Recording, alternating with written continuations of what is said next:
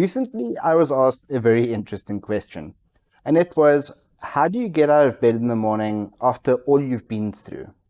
And my joking response was, first I throw my floppy legs off the bed, and then I hop into my wheelchair.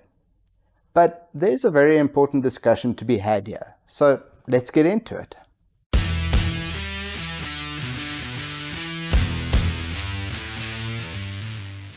Greetings all, and welcome to The Pivot Point. I'm Tyron Harding. While my life is complicated and certainly not easy, that doesn't make it any less valuable to me. I survived getting shot. I was given a mere 3% chance of survival, and the fact that I'm here at all is a borderline miracle. And I think that made it easier for me to accept my situation. Which brings me to the first step. I had to accept what happened to me.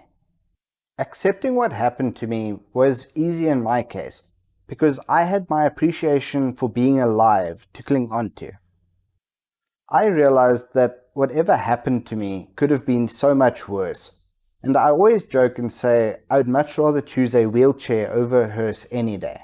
Even when things seem dark and you're dealing with major adversity, there's one question you need to ask yourself, and that is, what can I be thankful for today?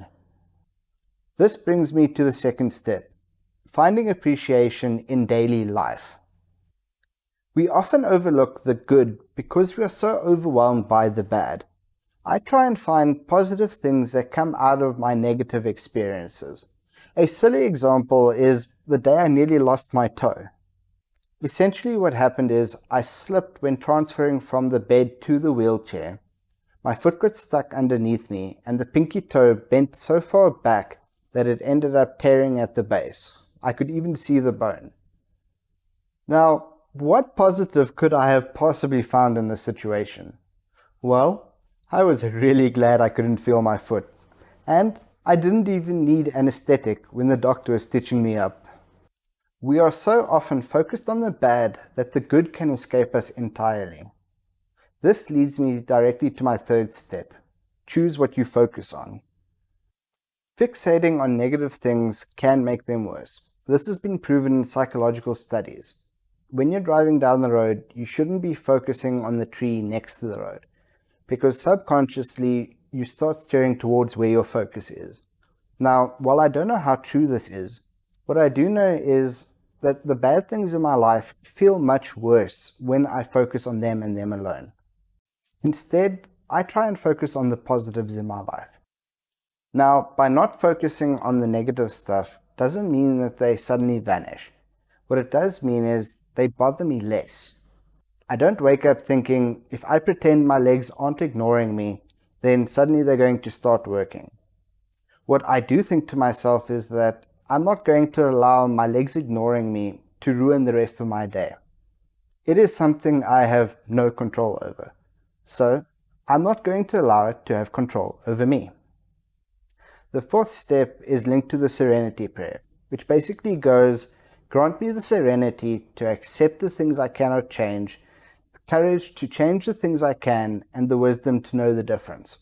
I choose to focus on what I can do instead of what I can't.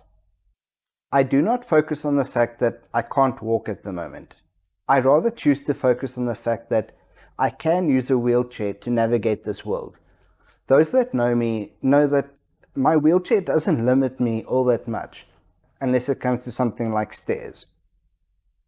Focusing on what I can change has brought me far further in life than any worries about what I can't change would have. The final step is to repeat this process daily. This is an active process that I have to think and focus on doing every single day. I wake up every morning with the same intense nerve pain, with the same unavoidable problems that I'm going to face that day. But I actively choose to have the right mindset, which helps me get through the bad so that I can start working on the good things in my life. At the end of the day, it is my responsibility and my responsibility alone to make me happy. If I can't be happy from an internal source, there is no external source that could make me happy. I make the decision every day to accept that sometimes bad things will happen. That I'd rather look for the good things and focus on them instead. I search for what I can control, and then I work on those things. And having a laugh once in a while is really good for the soul. Now, the important question is, what does your mindset routine look like? And what are you doing to improve it? Thanks for watching, and I'll see you in the next one.